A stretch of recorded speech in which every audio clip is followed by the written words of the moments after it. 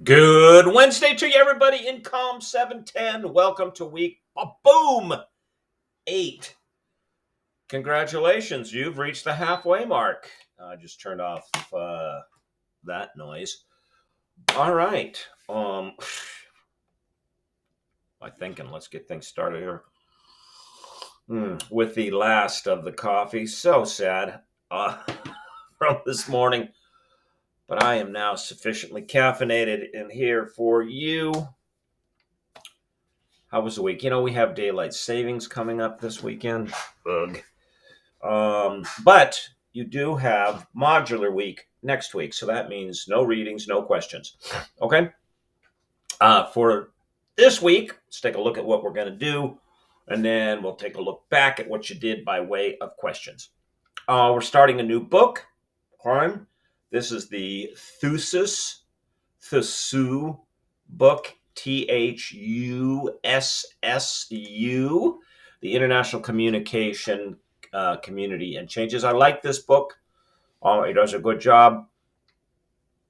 First bit of readings, the introduction, and then part one, which is going to give you a history of the development of international communications, both in terms of structure, okay, and some very, very, very, very brief reflections on the importance of communication within the history of civilizations and some great empires, different modes of communication. I think the common theme between them is speed and accuracy, and that's what we continue to look for, strive for today.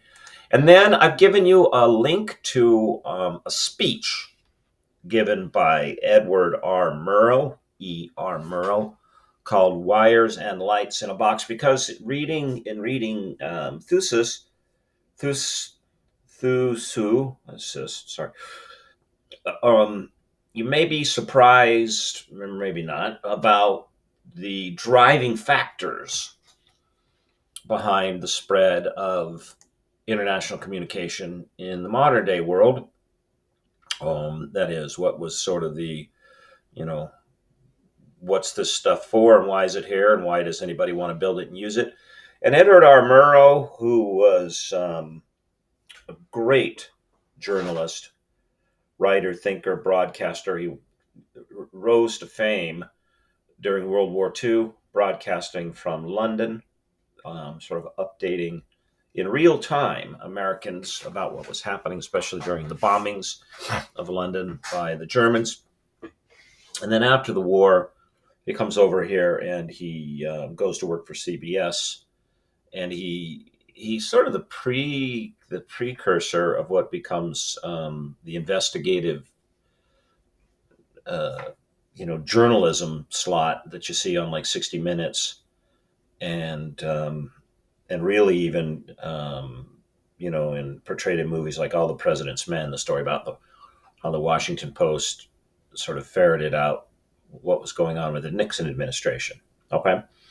And so, having broadcasted during the war and having seen how media was used by the Axis powers, as Germany, Italy, and Japan, Murrow had a very specific view about what we should use this latest iteration of communication technology, of communication platform, that is television. What should it be used for?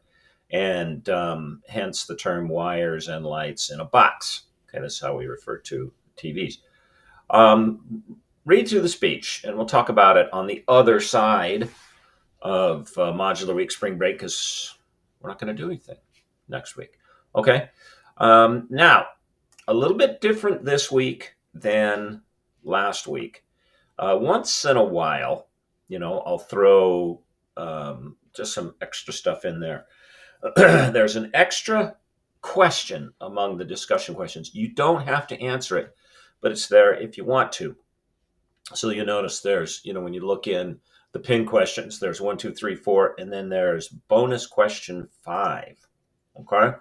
Because while it used to be that, or I should say, while it is still in most parts of the world, that media for both internal and international external consumption is tightly controlled.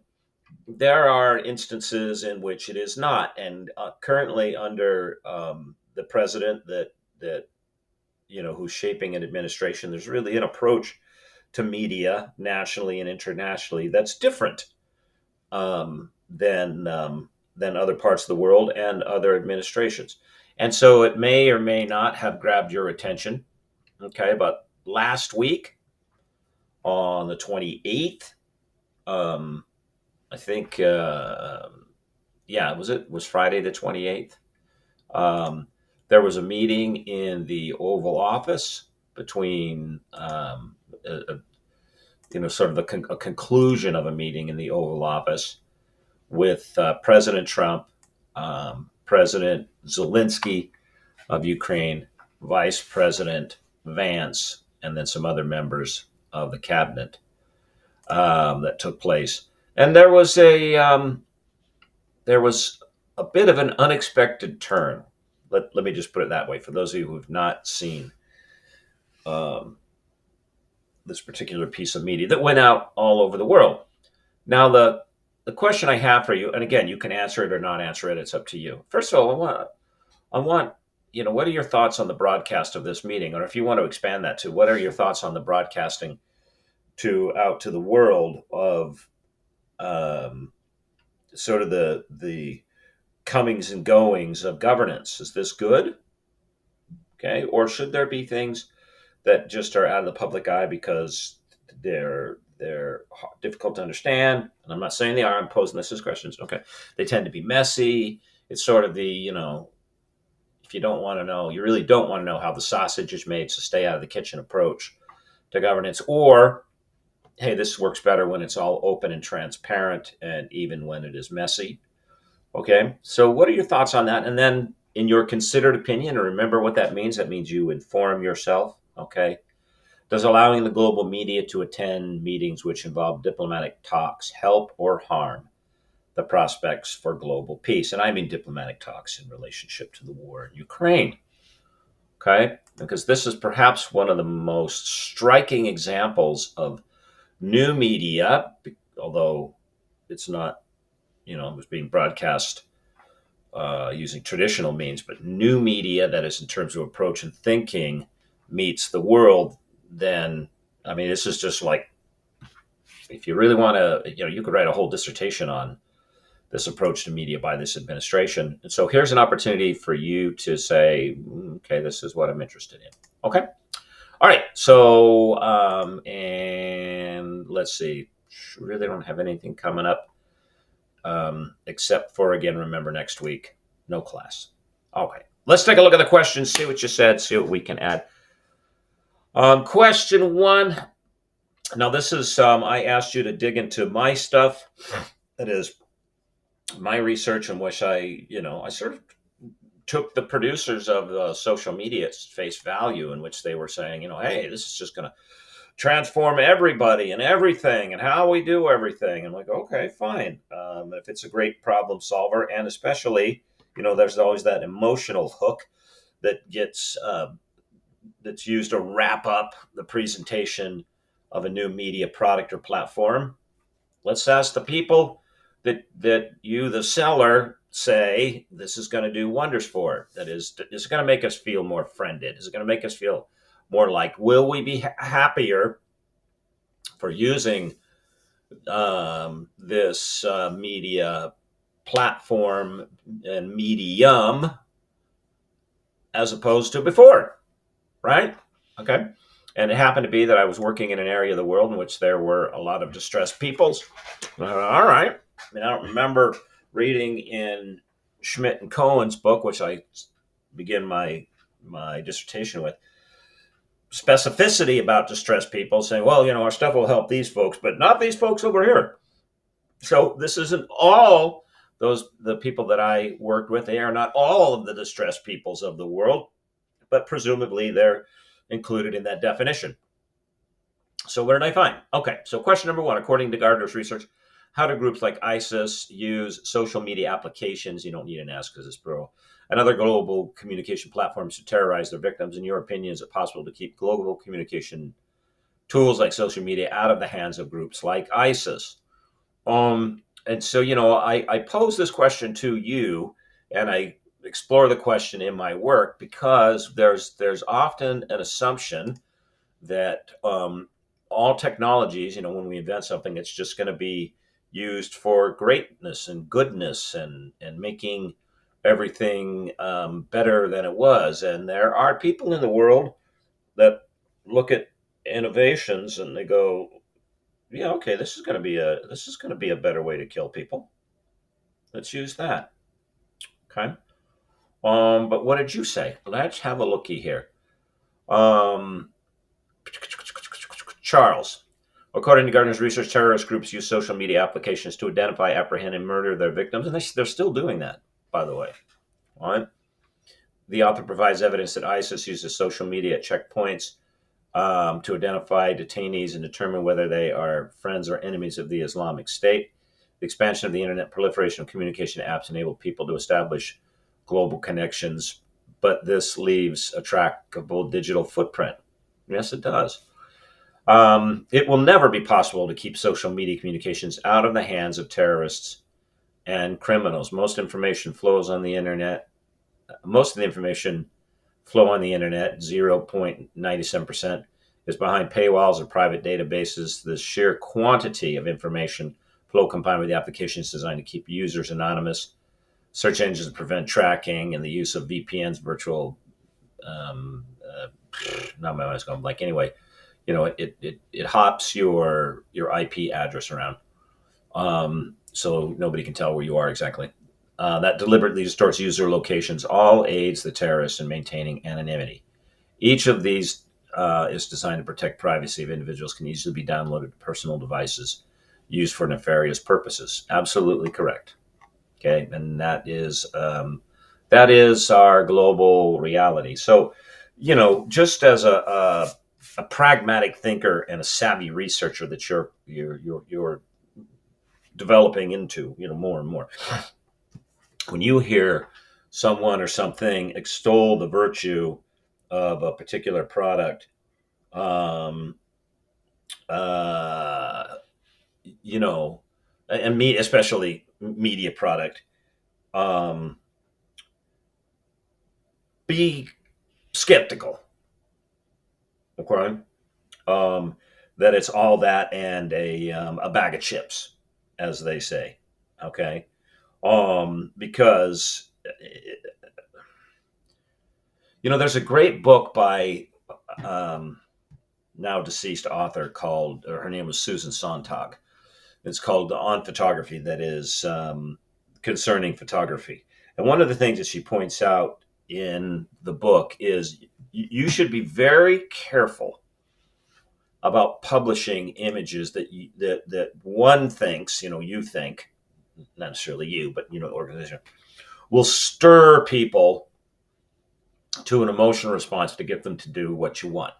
Because one person's, oh my gosh, that's horrible, could be another person's, oh, hey, that's a job well done. And you don't know what sort of use someone is going to put your material towards. And the same is with the technology. You should be very, very um, cautious about assumptions concerning what a technology is going to do. And yeah, even before you let the darn stuff loose.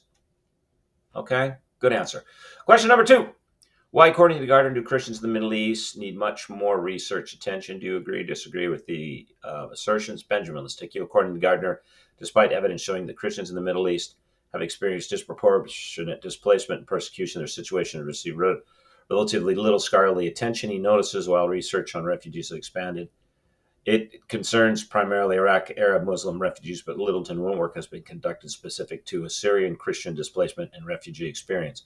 This is notable because Assyrian Christians, despite comprising only about 5% of Iraq's population, made up nearly half of the country's refugees. Yeah, it's just tremendously disproportionate. Yes, I agree with his assertion. It's a marginalized phenomenon that only seen in academia, but also in journalistic reporting as well. Much of the world is unaware of the plight of persecution faced by Christian communities in the Middle East. Or, and good answer, because that is the right one. Or I would also say globally, all over the place. There seems to be this it's almost a pass. Well, it's just it's Christian, so okay. I mean, even as a Christian, my position has always been that it's a no. It's a no to persecute anyone because of their belief system. Now, when it persecute meaning unjustly. Now, when that belief system is acted on and then manifests as actions like blowing people up or kidnapping people or cutting off their heads, you say, "Whoa, this is our belief system." Then is it okay to drill down on those individuals? Absolutely. Okay.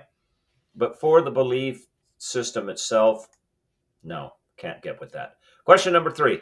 According to Gardner's research findings, how did IDPs in Northern Iraq feel when using social media applications? Did the IDPs see social media applications as useful tools to resolve their displacement? Um, let's see. How about April? Dr. Gardner found that IDPs in Northern Iraq had mixed emotions about using social media. On the one hand, it helped them stay in touch with family and friends, keeping up with news, share their experiences. It's also a way to preserve their culture and identity while being away from home. But at the same time, social media could be painful. Seeing pictures of their lost homes or reading about ongoing violence often made them feel even more displaced and helpless. While social media was useful for communication support, most IDPs didn't see it as a real solution to their situation. It helped them cope, but it couldn't replace the need for real action, like finding permanent homes, gaining security, and possible return to their communities. Okay, exactly right, April. And I in conducting that research, I mean, I spent years in Iraq, in Syria, in Jordan, in Egypt, and in other places in the Middle East during the conflict. I think, for just Iraq alone, between 2014 and 2018, I was in and out of the country like 17 times. I mean, I'd come through the airport and eventually started asking me, would you like a residence here? And they weren't joking, since you're here so much. And I spent a lot of time with those being held in these refugee camps. They call them internally displaced persons, which I found ironic. First of all, the bureaucratic categorization of people's experiences triggered certain eligibility for certain relief and denied others, and which I just found ironic. So, in the UN's definition, if you flee your country and you cross a border, you're a refugee, and there's a whole slew of relief that opens up to you. If you flee within your country and you're still in your country, you're not a refugee. You're an internally displaced person, and there's very little in the way of aid available to you. So first of all, it was these sort of bureaucratic boxes that people get put in. But secondly, the irony was, oh, they were internally displaced. This was a trauma from which, as individuals and collectively, they will never recover. They haven't recovered. They won't recover. Okay. Um, I spent a lot of time in these IDP camps and talking to them about how they felt. And specific to social media, one of the things that emerged is they felt as if they felt dehumanized in the sense that they felt as if they were animals in a zoo. And the reason for that was that we keep posting pictures of how terrible life is. We keep reaching out and telling the world what's happening to us. Everybody sees, they assumed. Nobody does. We're behind these fences, this barbed wire. We're just being kept here, and nobody's doing anything. And the pity of it, I mean, notwithstanding that sense of despair, the pity of it was neither they nor a lot of people in the world understood the operations of algorithms on social media platforms. Facebook was their most commonly used social media platform, like 80%. They were completely unaware, as most people are, that Facebook runs, these are little, an algorithm, just a little program that runs these little programs to push content up to the top that makes money by way of viewers and clicky click on ads, and push content down, like results on a search page, that don't. So after the initial eruption of war, in which everybody was like, "Oh my lord," that was a big moneymaker.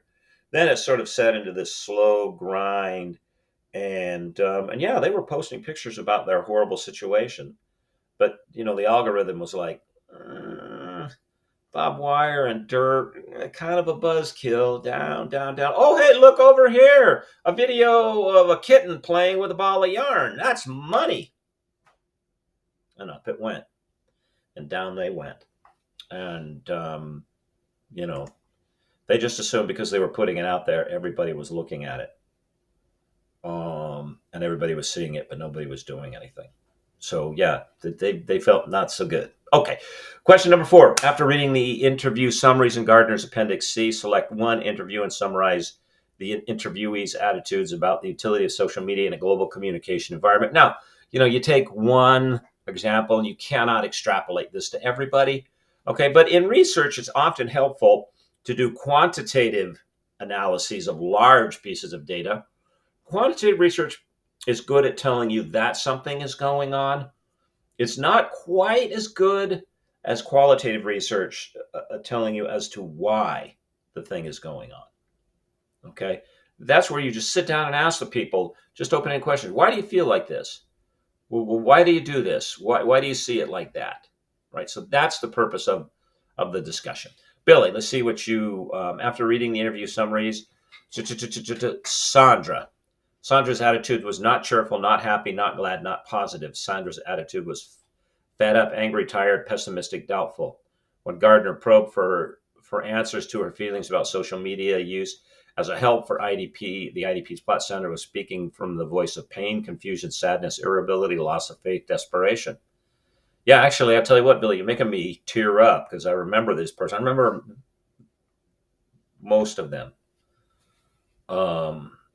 Putting myself in Sandra's shoes, it's absolutely heartbreaking to lose one's home, family members, neighbors, realizing why it was happening. Sandra's probably like a lot of people who, after experiencing such a traumatic shock, the first reaction is to gain some kind of physical, emotional footing.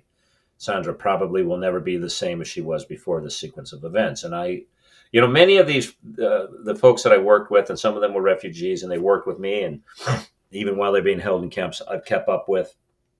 Some of them managed to start new lives in other countries. Some of them not. Now, I'm happy to report, and good answer, Billy, by the way. I'm happy to report that particular camp, Ankawa camp, was closed. Ashti 1, Ashti 2. That is, they got everybody out. But there are still camps where other peoples, not Assyrian Christians, are being held in Iraq by the tens of thousands.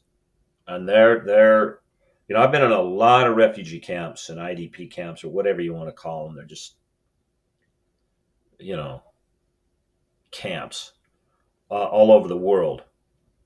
And they all have some striking and unfortunate similarities. Number one, nobody puts a refugee or an IDP camp in any place that anybody wants.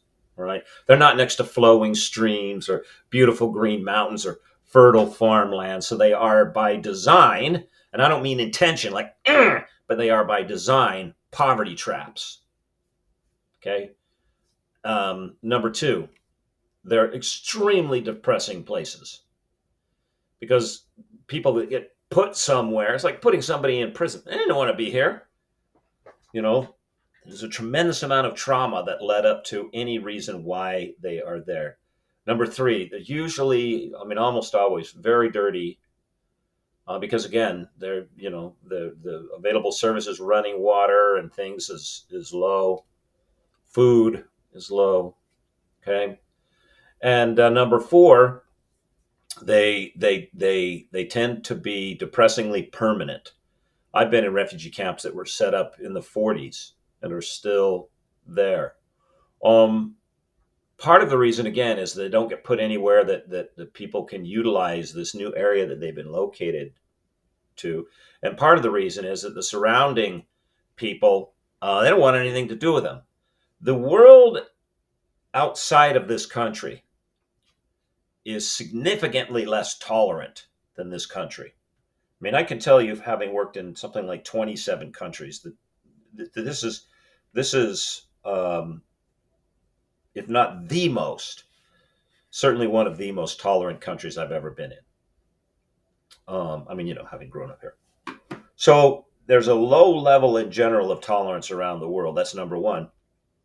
And number two, when you take 1,000, 2,000, 10,000, I've been in camps with 10,000 people in them, and you plop them somewhere, nearby towns are like, yo, hey, no, no, thank you, because they do not want any percentage of 10,000 traumatized, disenfranchised, unemployed people just wandering around the town. And this includes the teenagers, the young men.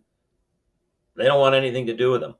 And so they tend to become enculturated, these camps, and they tend to become permanent, and they tend to develop into these generational poverty traps.